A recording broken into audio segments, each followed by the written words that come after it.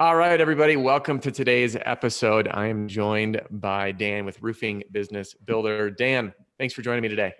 Hey, great to be here. Awesome. So Dan and I connected on a serendipitous Instagram connection and saw his podcast, Roofing Business Builder podcast, where he focuses a large part on commercial, specifically commercial sales and commercial retail sales of all things, which is a complement to what we do here through Strategist.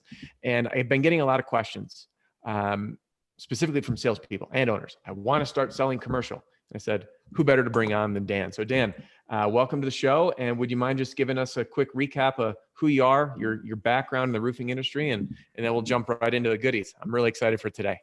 Yeah, I'm Daniel Lakstins. I've been in the roofing industry for probably 32 years now. And I had a roofing business for 15 years. My grandfather was a roofer. He trained my brother. My brother started that business. I personally never wanted to be in the roofing industry because I was a little bit more of a prissy entrepreneur, didn't want to get my fingers dirty. And, but, I was willing to do what it takes to make a lot of money. And roofing is one of the, I say it's probably the American dream of businesses out there because you can make a lot of money. I mean, you can get into the $1 million range right away within the next, within about 2 to 3 years. You could be doing millions of dollars a year if you know what you're doing. And so, yeah, I started several other businesses, had a filmmaking business. But I just went down to, I wrote a book on having 30 careers before 30. So finding your dream job faster than me. But the roofing industry has always been a good friend to me. And so we shifted and went into, we had a manufacturer's repping agency for 17 years, my wife and I, and made a huge impact, grew a territory from only 183,000 the first year to 8 million on our best year. So it was an incredible ride, but you learn a lot along the journey. Everything people go through life and they go, oh no, I messed up. Oh, this is terrible. No, that's great. You're learning. You're on a journey of total discovery. And as we go down this journey, we grow, and the more you learn, the more money you'll make. That's my introduction. Yeah, I dig it. I love it. And what we're going to be talking about today is going to answer that big question. How do you get into commercial? And what's funny, so I've got some notes pulled up that Dan sent me before the interview. And the first one that we're going to touch on, and by the way, everybody needs to stick around to the end because Dan's going to be sharing some insights for all free stuff. And then obviously how you can get in touch with them, just the things people need to be doing. And I get these questions all the time. And in fact, I've sent a few folks over just to email with Dan. So number one, Dan, you sent me this. Commercial sales are easier than residential. Now I heard that and I'm like, no way. And I know retail and storm is different, but I want to hear what you have to say about this because this is going to open up a lot of people's mind because in their mind, it's really difficult. And I know the relationship part, getting in the door is difficult, but flesh this out. What do you mean by that? Commercial sales are easier than residential. Well, in commercial sales, it's a whole different ball game. If you're dealing with a residential person, you're spending a lot of time for a limited amount of income, limited amount of money. And what happens is on residential, people have more questions. They'll have more concerns. They'll be calling you on the phone constantly. And when the job's done, if there's a nail in the yard, they're going to be, hey, there's a nail in the yard. Or look, I looked at the shingle. It looks like it's curling. And so every time you have to touch that customer, previous customers, you already made the money. Well, a lot of times in the residential, you don't have a lot of money to do all this extra work. But it's a lot of work, and it's good work though, because we're helping. We're helping people, and it's very rewarding to your heart when this little old lady is dried in and she's happy and she loves you, but she wants you to come over and eat dinner with her. I'm just kidding though. But hey, these things happen. This team, just to interject for humor's sake, I was just running a training down with a team and I was explaining like when people make these kind gestures to you, you say yes, because it develops a very deep connection and relationship. If I had a friend come over and say, hey, you want something to drink? I'm expecting them to say yes, right? And we want that. So he says, I had this old lady literally pick out a piece of avocado with her fingers and try to feed it to me. Should I have said yes?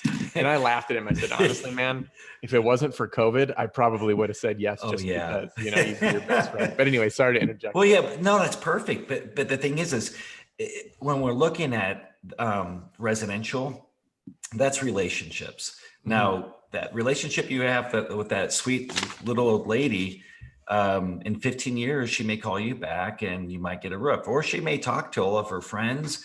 Or sometimes we found some situations where that little old lady also owns the commercial building, or she owns 20 or maybe owns 150 commercial buildings. So you eat that avocado. Absolutely. Yeah. There's nothing wrong with that. But I always tell people that, once you switch over to commercial, sure, hold on to the customers, maybe take care of a few of those customers that have been a part of your family for so long.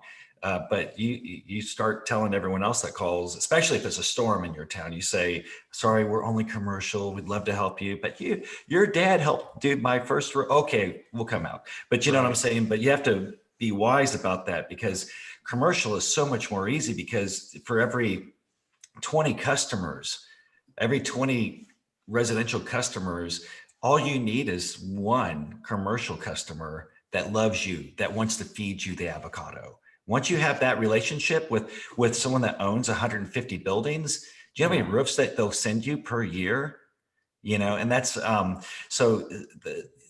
when you're in the residential industry, you're constantly looking for the next job, because that last customer that you just had, you're not going to see them for at least 15 years. And if you do see them, it's going to cost you money. So how do you, these are all great points. And especially knowing that people, investors, business owners, these are the entrepreneurial spirit. And you're right. They do have multiple properties. And I know for us, we at one point added a water, fire, mold restoration division to our company. So we landed this one commercial deal and we took great care of it. It was a huge project. They loved us. And it's funny because something happened on there that's going to lead us to another point we're going to touch on in the end, which is protecting the legal side for when things go wrong, because it's not if, it's when.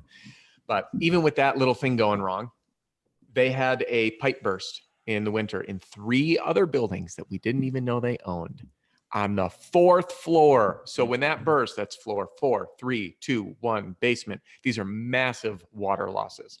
Who's first on call? We are. We end up with, that one deal was a few million in work between all the relationships. So this begs the question, when we talk commercial, because I had a guy Instagram message me yesterday, I should pull this up. And he's asking me, how do I start pitching to Walmart? And I think it's great. Like, thinking big is absolutely awesome. It was a Facebook message. I think thinking big is great.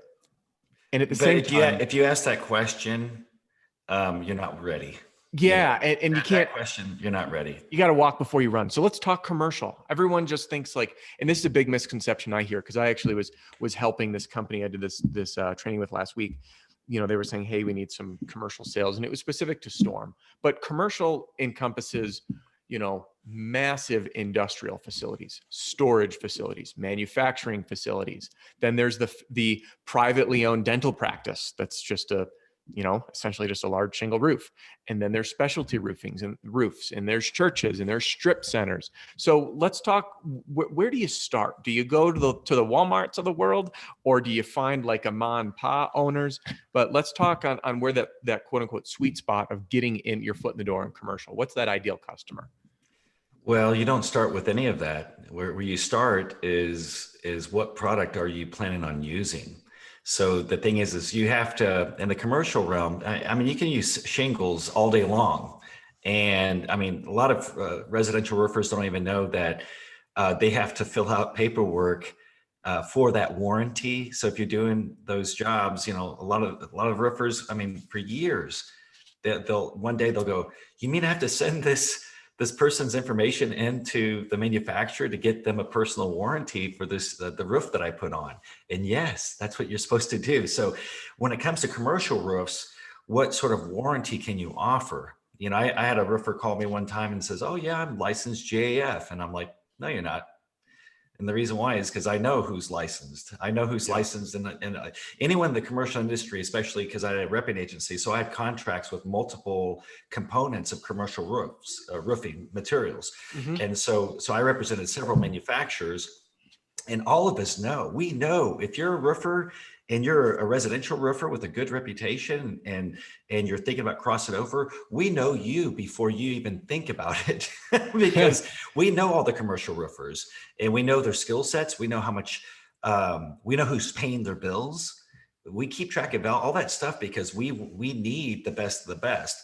So if you want to get into commercial roofing, before you think about what kind of customers or the big dollar signs, choose what product you want to use. Do you have a passion for a specific product? Do you like PVC? Do you like EPDM? Do you like built up? There's different relationships, different customers within each of those manufacturing groups.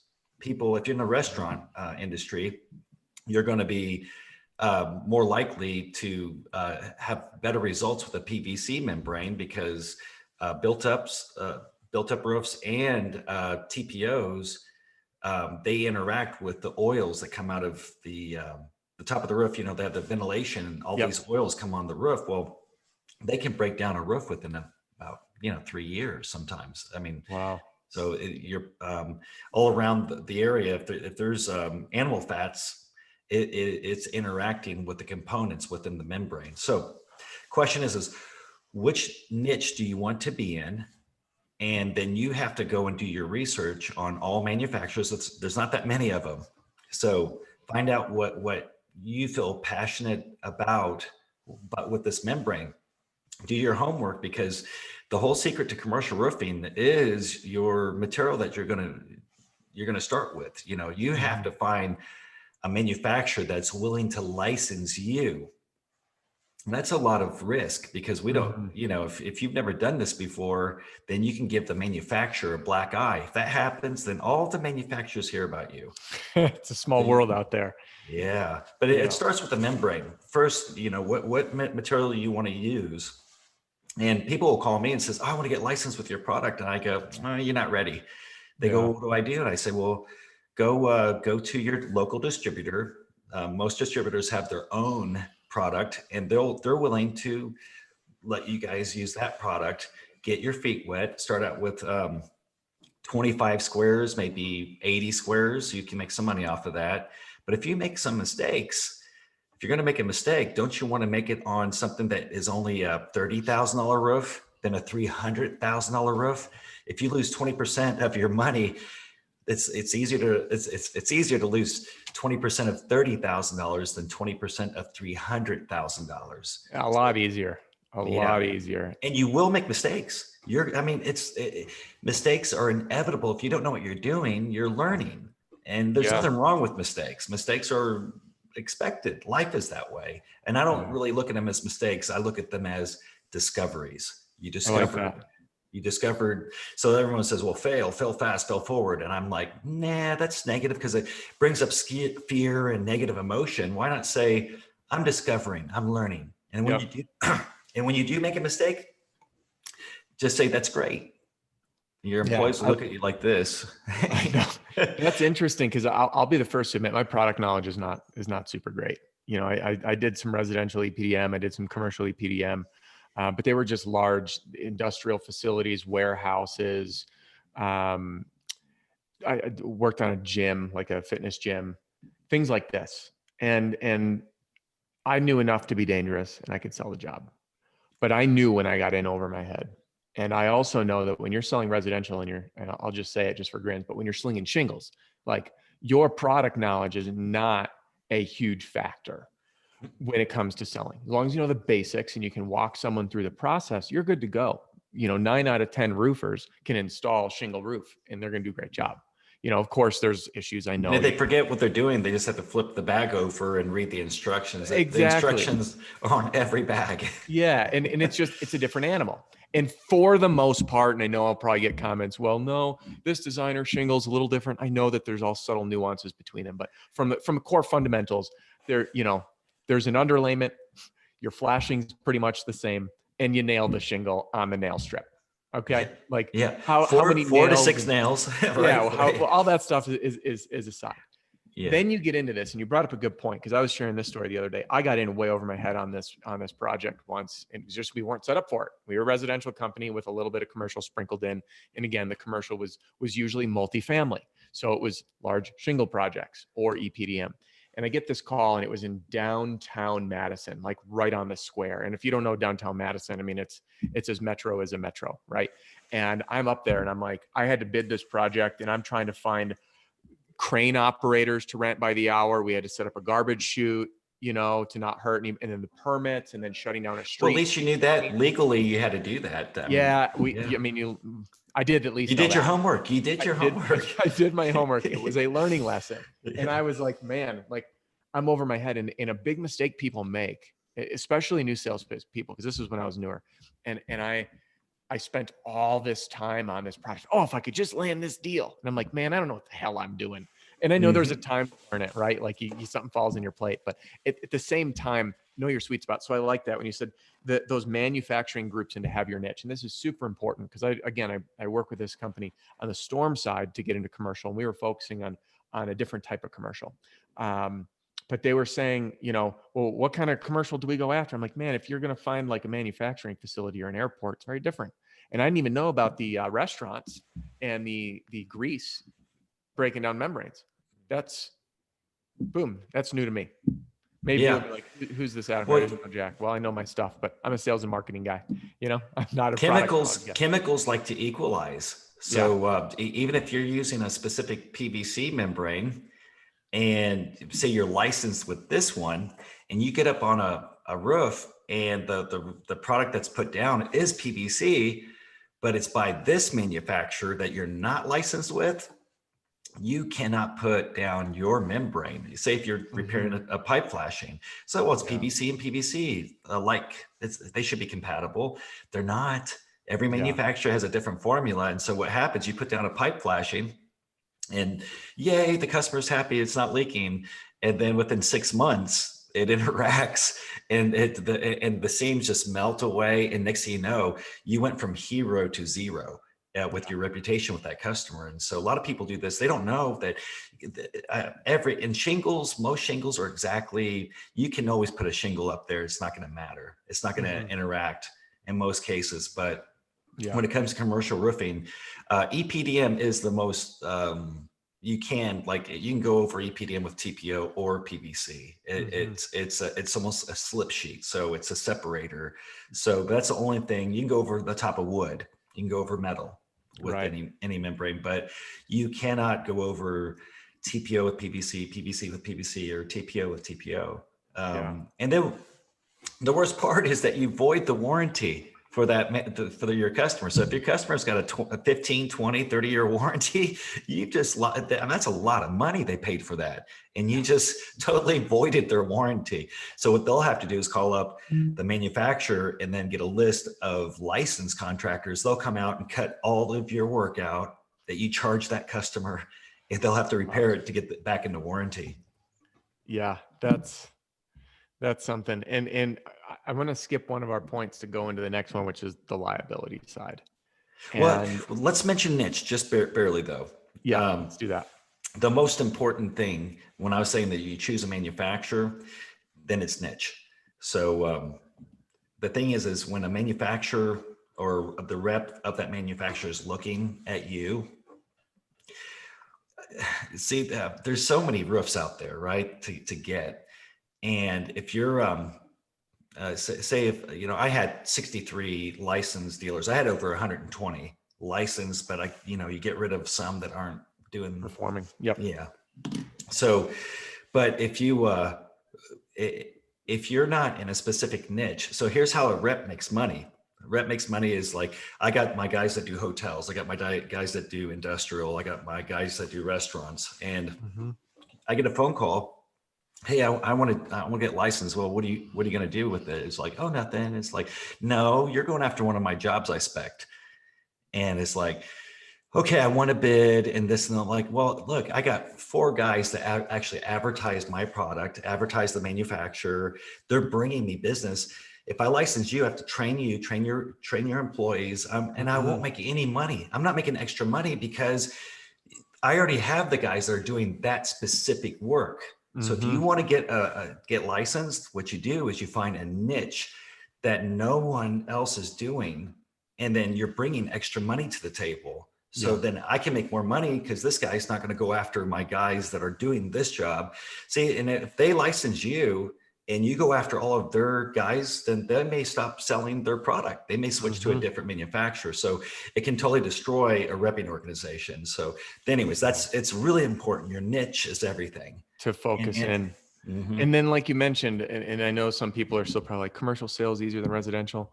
It's a higher value relationship. Is that basically the main takeaway? So you sell one roof, yes, you're going to get the roof. Could you get referrals? Yes.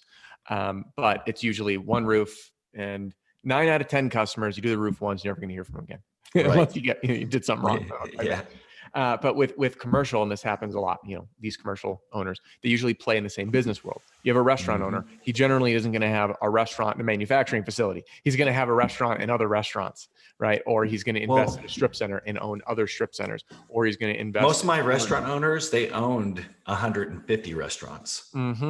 And that's not just one. I mean, there's multiple people that were my customers that own franchise after franchise, and not just even just one franchise. They'll sometimes have 3 different restaurant types that they're, but the thing is if you develop that relationship with that person and they love you and they're putting the avocado in your mouth, that kind of relationship, if you have that, and you go to a rep and say, I've been studying your product and I'm really impressed with it. And you do your homework because you want to tell them the story. You want to say, oh, the founder of the company was this way, or this happened this way. And they'll say, damn, this guy or girl is amazing. I think I'd like to have them. And they're doing something, they have customers I don't even know about. Then you're a value, sorry, Lakstins, a value add to their company. And that's how you do it. But it's first you got to choose your product, find just 1 or 2 customers that love you, and then and start small. And then and that way, when you approach the manufacturer, you can get a license. Yep. That's excellent. And it's important because your expertise, like product knowledge, what we're doing here in storm even retail shingles, your product knowledge is less important and there's less to learn. You could spend a week on the job and know enough. Commercials did a totally different animal. And when you study 2 hours a night, so when you're doing this, when you find that product, get the spec data manual and start reading it. That's a great piece of advice that I was going to ask. You beat me to it. And think of it like this. Like when I drove by a church install the other day and I did a video for it on the channel. And what's the other day, man, COVID makes things all time stand still. It was actually like 3 months ago, probably. But I used it as an opportunity to teach, like, this is what's important to sell a job, especially on a commercial or larger scale, because people want to know that you're familiar with how their business operates to solve the unique problems that they have. If all restaurants have the same equipment mounted on the roof and you know how to flash it, the safest way to detach it and reset it and make sure it's connected again so there's not downtime, and to protect the customers or residents or patrons of that business for their safety and your liability. And if you become that subject matter expert to be like, I am the restaurant roof guy. I will make sure that, our crew comes in for any repairs off peak hours. I'll make sure your equipment is set back up. I'll make sure that, the fish fry on Friday isn't going to put a hole in the roof because the other guy might not have known that. And that's it. I love what you said about choosing that niche. So find, let me ask you, how do you start? That's going to be someone's question. How do I start finding a niche? What's some good advice to help at least channel people in the right direction?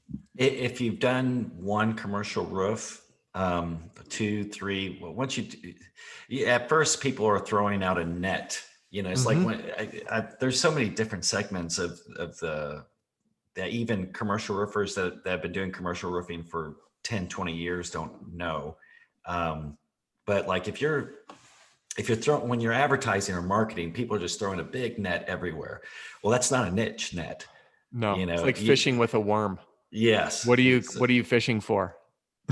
Well, and the thing is you have to know your skill set. So Yeah. if you're switching over to commercial, you're going to be using subs in the beginning because there's no way you're going to be able to keep your own employees employed if you don't have work lined up for 3 months.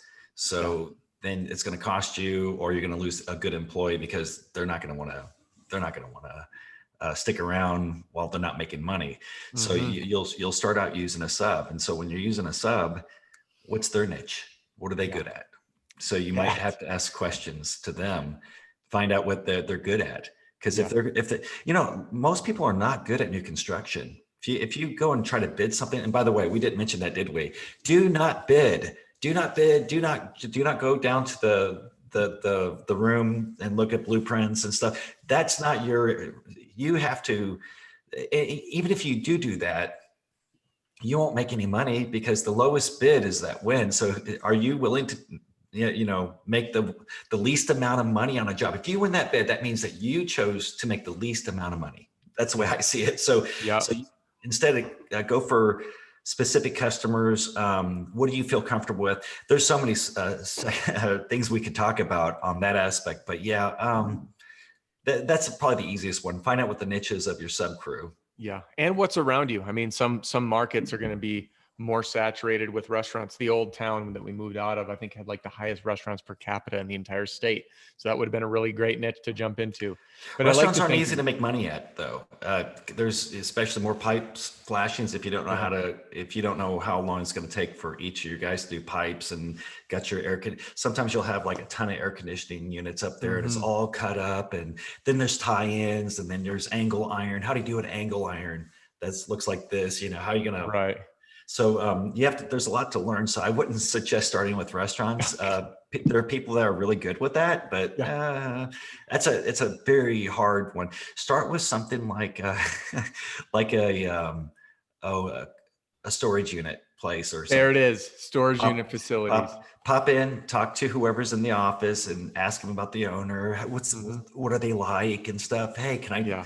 And they'll feed you.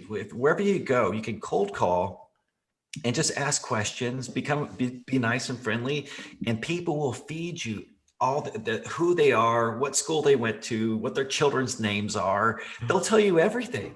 Yeah. As long as they trust you. And so cold calling is probably the best way. And then find small buildings in the beginning. Privately owned family. I would always tell people, like in my book, it's better to go to work for a small family business because you can walk right in and say hello to the owners and they'll fall in love with you, and then boom, you got plenty, you got plenty of work. Yep. And I'm glad you brought that up about finding the niche, because think about it. I like to niche is a marketing word, and not everyone has a marketing mind. So a niche is a subset of needs. If I'm the church guy, all the churches have the same need. They have services on certain days. They have the similar type decision-making structure. They often have similar types of roofs or similar desires of cosmetic appeal. And you could be like, hey, I'll make sure X, Y, and Z is handled. You're good. Whereas a commercial facility that has a high volume of customers coming in, that's a different set of needs. And you're right, getting in with an individual family-owned business is phenomenal. A church is a great niche, though, because, and again, churches sometimes talk to other churches. So you may talk to one church that is a part of a group of churches where there's like 40 churches in your town, and next thing you know, that is your niche. But trade shows are the other thing.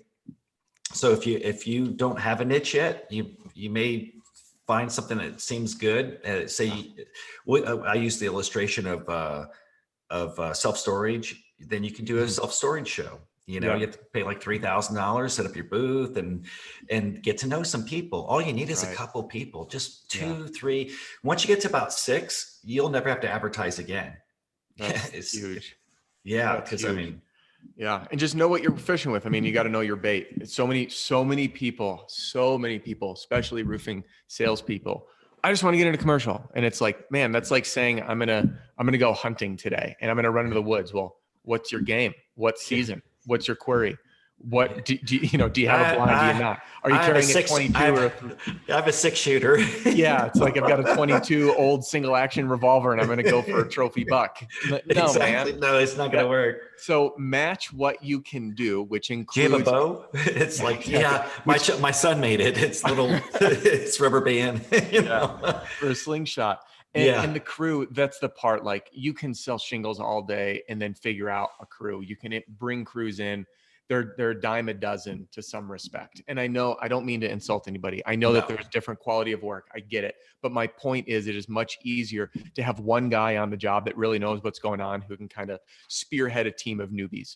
Meanwhile, on all these unique applications of manufacturers and roof types and flashing and unique things that you're going to encounter, you can't sell it and figure it out in the same way you can when you land your first 18 unit apartment complex with a shingled roof. Like, cool, you can figure those crews out, right? You can pause production and everything else, bring them over. But if all of a sudden you sell PVC job, you've never done one before, and you're like, who can install this for me? I sold it. So, which brings me Now to what? yeah, let's touch on this. You and I kind of talked liability, and commercial opens up liability on steroids. We both agree. It's if not when. I mean, It's going to happen. Yeah. So what kind of things can happen? How do you avoid it? Well, I've seen this several times, especially on sometimes a new construction type of job that was put out to bid by an architect, but the owner had no intention of paying the tradesman.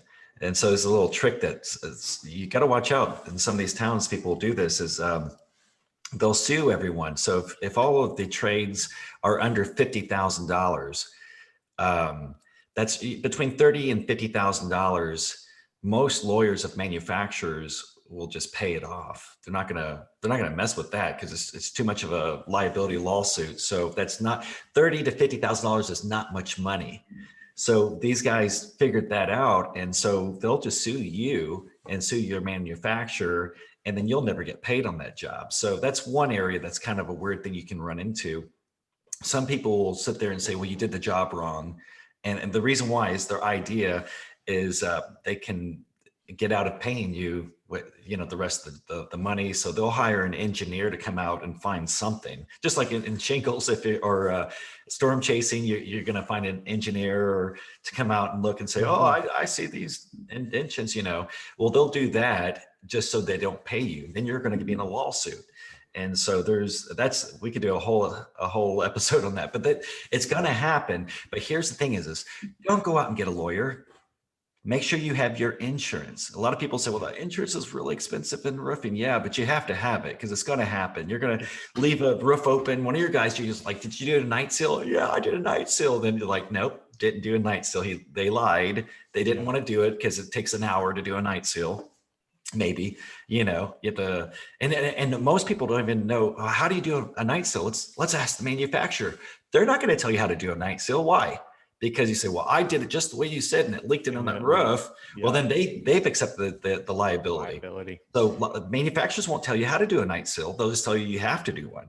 So because it's all about liability and risk. So yeah. And it's crazy who points who the finger. This is what people don't get with insurance. Because I would say that most roofing companies are underinsured and fingers point in every direction. So even though you're gonna be like, if it was my sub's fault, well, then your sub's insurance is going to subrogate against you because you're the one that hired and put him on the job. And guess what? This happened to us. I've told this story a few times on the channel. Commercial project, multifamily unit. We had a ladder set up. Everything was clearly marked, but it was an older, it was a facility for retirees. And this woman wasn't paying attention and she walked into our ladder. She split her head open. And I get a call. First thing I do, I am on there out site, paid for any medical issues. Thankfully, it was resolved until 6 months later when she wanted to move out and she had an early termination fee on her lease that she couldn't afford. So she goes and talks to an attorney because she needs money. And the attorney says, hey, remember that time you hit your head? You can sue the roofing company, you can sue the subs, and you can sue the facility because it was on their property. So she calls me up. She goes, "Hey, I want to move out of here, Adam. Remember 6 months ago I hit my head? Yeah, you mentioned you were fine. How you feeling? Oh, I'm good. I just need some money and they want to charge me $2,200 to move out early. So I'm hoping you can pay for it. Otherwise, I'm going to sue you, the company, and the sub." And I was like, "Did you literally just call me and blackmail me?" And what do? I called up our Hater. attorney and I said, "Listen," and I was so, I killed her with kindness and I was gritting my teeth like, "You total scumbag." Because that's a something for nothing attitude, as I call it. You know, she just took it. We took care of her with the highest level of integrity, and she was fine. It was a bump. But you didn't get a signature from her. So as soon as you take care of them, you have to Yep. have them to sign a Yeah, release. well, That that's way what they we can't did. keep coming after you. Yeah, so we ended up getting the attorney to draft it up. We ended up paying the facility on her behalf, so that way she didn't pocket the cash. But it was a nightmare. My point is, it can be something as stupid as that, and every time there's other people, the finger will always point, and it can go through you to them to someone else. And this is how I had a client who was an attorney way back when, in my marketing days, and I know how this works. They peel back the onion. They're like, "Hey, they're connected to there, they're connected to there, so we can sue them, which will then sue them." Because it's a game. So let's leave with some tips. What's the best way to cover some liability, obviously, besides getting an attorney? The thing is you don't necessarily have to have an attorney. You know, your first phone call is not to your attorney. Pay your insurance. Always have insurance, because an insurance company doesn't want to pay out claims, and they have their own lawyers. So when you look at your insurance, don't think of that as just that you have liability insurance. Think of that as you have prepaid legal, because they're gonna take care of it's in their best interest to save money, and so they're gonna help you out there. But then you may have to have an attorney down. I always had an attorney on retainer, but that's one thing. The second thing is join the NRCA. And people say, "But that's so expensive." Yes, it is. And guess what? Pay to play. Yeah. And read. Spend 2 hours a day of your life reading the NRCA books. And the reason why is because if you get sued, guess what? Is the Bible is the NRCA's the guidelines written by the NRCA. That's what the judge, that's what everything comes down to, is that Bible. So know that Bible, because you can sit there and say, "Well, the manufacturer says this." Yeah, but the manufacturer says, or whatever is. Is it the NRCA roofing manual? That's Okay. it. Yeah, I just pulled it up on NRCA's website here. And it's thick, but study that thing. Just spend a couple hours a day, and the reason why is that's going to save you so much. The manufacturers will allow different things that aren't written in there. And that's okay until you get sued. Yeah. And it's true. The manufacturer will give a warranty based upon specific things in their spec book. But when it comes to legal things, this is what we found. You want to do it whatever that book says, because when it comes to legality of things, it's different than what the manufacturer says. The judge is going to be looking at the NRCA's handbook. Yeah. You know, liability. So when you said insurance, there's different types of insurance. Can we just quickly cover the types of insurance that people should have besides a proper limit of general liability that exceeds the value of the projects you're doing? Otherwise, you can go bankrupt in a hurry. If you carry, like many residential roofers, $1 million coverage. But yeah, it's hard to get a policy under $1 million. You know, some manufacturers still have in their books that you only need $300,000, $500,000 of insurance, but get someone to write that. It's not easy to find. Most are up to 2 million now, and if you get the $1 million, that's fine. But it's usually not that much money to get $2 million worth of coverage. Might as well. And that's general liability. But then you also have your workman's comp if you're going to be doing government types of jobs. You may have to pay prevailing wage, and you may have to have workman's comp. Depends on the state you're in too. Like here in Texas, they don't require workman's comp.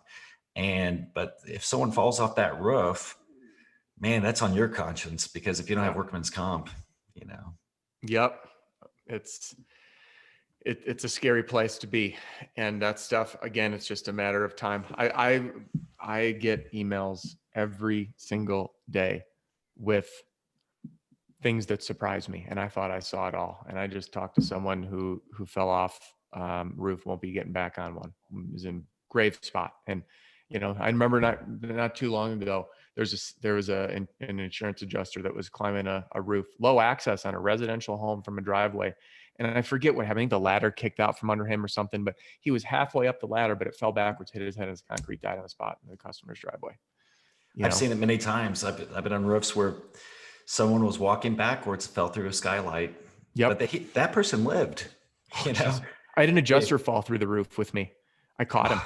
I fell through a roof before on a residential. Yeah. And I caught myself because we're redecking it. And I caught myself. I'm like, I look at my brother. I go, "Hey, I caught myself." He goes, "No, you didn't." I looked down. My butt had busted the the drywall. But the thing is mistakes will happen. So you have to have your ducks in a row if you're going to play with the big boys. And guess what? You can play with the big boys. We can do this. I'm telling you, it's much better to be in the commercial realm than the residential. It's night and day. It's a relief of stress, less stress, in my opinion. In finding, I don't know if I've showed this to you, Dan, but I use, there's a lot of different apps like Sales Rabbit and Spotio and different real estate apps that give you private property owner data. So however you guys, there you go. Guys and gals use it. This is on X Hunt. And I just use it because I started hunting recently and I want to know private versus public land. Well, I just found this commercial facility. Looks small, right? It's a nice little, it's beautiful. Maybe office buildings or something. And I can click on it. Look how many units are on there. Very little air conditioning units, very little pipes. Yeah, it looks perfect metal. Job. Well, I can do this. Check this out. I bring it up. Private land. There's tax address. Tax address is different than property address. Tax address links to the owner, which means you can show up at their house. You can send direct mailers to their home, which I include, by the way, in my battle pack and in your complete sales strategy to target these. Love it. But yeah, all of them, like this whole area is like a sweet spot. This is a commercial zone district. And obviously you can see this roof's got a little more complexity to it, but boom, there's the tax address. And now I know, hey, you can go right to that tax address and the property owner, because that's the hardest part of locating these family-owned people. So if you guys are ever sitting around and you're looking to, as we say, hunt for whales or fish for whales, use technology and do it. But you can spend a couple $1,000s and send out mailers to the big net where it's not specifically targeted like the worm that you're talking about, or you can use that what you're just showing everyone. You can use something like that and send a beer to them. My brother would always call it a beer because I'd be, I had some full color back when color was brand new, brochures. And he's like, "How would you spend all that?" He says, "Man, you could just be giving out beers." So but the point is like you can literally send someone an overnight envelope for spend the $7, say a 2-day overnight or whatever, one of those, but something big that has they open it up and it says, "Hey, I want to get to know you," so to speak. You know what I'm saying? You can have, and you can, but you're targeting, you want to target a specific customer within your niche and develop that relationship. So that's a great, what's that thing called again? So there's some, and I've shared this on the channel before, ONX Hunt. And it's $30 for the year. And the reason I went to these hunting apps is I live out in Colorado. The national forests border these private lands. You need to know the boundaries. Like, I'll give you an example. Like, this is, if I was out hunting in this area, I got to be mindful of public versus private land. You can see it here. But then I started using this for the direct mail strategy that I teach, because I'm always looking for fun tools. And even on this, like residential, this is how we mainly use it. I can click on this address and the tax address matches the property address, it's owner occupied, and boom, there it is. There's like, I know the owner's name is Davies, Christine Davies, for example, on this house, and their address. And I can then put together my direct mail letter, address it to her and show up. Or better yet, if I'm installing her house, I can click around on the neighboring homes and I know the homeowner's name. So I can just go introduce, "Hey, are you Peggy? Hey, Peggy, we're just doing the Davies over here, the roof, and just wanted to give you my card in case any." So it's just and if you guys would like to see how we're doing, if you feel safe, come up and take a look at us installing the roof. You know what I'm saying? So sometimes invite come people watch us up. work. Oh yeah. And I've had that happen a lot. It's brilliant. By the way, everyone, Adam is not using a shotgun. in his marketing when he's hunting with the ONX hunting app. He's not using a shotgun. He is using a sniper. He's targeting a specific target. Yeah, that's a good, I like that. That is true. So Onyx, thank you for that. Onyx Hunt is one. Another one that I teach to use is called Hunt Stand, HUNTSTAND. That one's like 30 for the year for the whole country. So they're cheaper than even these real estate apps like Land Glide. I think it's $10 a month. And how much do you pay for a welder? How much do you pay for a welder? Welder? Yeah, if you're using a nice hot air welder for your roofing membrane, you got the tools that you may have to buy a Walker welder. That costs you a Walker welder will cost you $10,000, right? Yeah. But what I find these roofers don't do is they don't realize that paying $30 a month, or it's for the year. Yeah, there you go. So some of these things, a tank of gas. I mean, some roofers would pay Eagle Eye or Eagle View, like $300 just for one report. And it's not, they don't even have the job yet. They don't have the job. But the thing is invest in your company, spend money, like join Adam's program or join my program, and we're going to help you grow your business. You know? I love it. And on that note, Dan, thanks for being here. I want to do one quick short summary, and then direct people where they can connect with you. So find your niche, figure out who in your area you should serve. Start with something simple. Start with privately owned, individually owned properties. You can use tools like Onyx or Hunt Stand or Spotty or Sales Rabbit to get in touch with the owners and tax addresses. That's what we covered. We talked about making sure you have crews to do the work and that are going to do it well. You want to make sure you're well insured for when things go wrong, not if. Ideally, if you can, set up with an attorney. And then obviously getting licensed with a manufacturer. And then the last thing that we talked about was joining the Nrca. Start reading those books and doing your homework. Did I miss anything? I don't think so. I think that's awesome. And if they did, they could just rewind. That's true. Rewind, replay, share with your team. If they're wanting to get into this industry, they need to maybe watch this a couple of times, because there will be things that we said that you may have missed. And then when you re-listen to it, like, oh. Yeah, I do that a lot. I actually just listened to Rework, which is a great book if no one's ever done it. Like, I think 2 times around, and I'll do it a third. So Dan, thanks for being here. How can people find you? They can go to Roofing Business Builder. We're on, I think, Facebook, Spotify. We have the Roofing Business Builder podcast. Mm-hmm. If you know how to spell my last name, Lakstins, you can find me at Daniel Lakstins. I do more than just roofing. I've invested in other businesses too, but my heart is with all of you guys out there that are in the roofing industry, because that's where I came from too.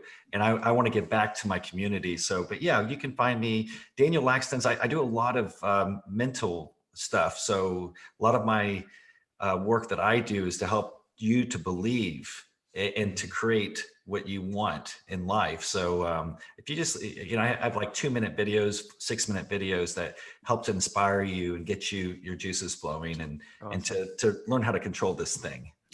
It's funny. This morning, I started listening to Napoleon Hill's book, How to Own Your Own Mind. Yes. Funny enough, true story. It's right there. Yeah.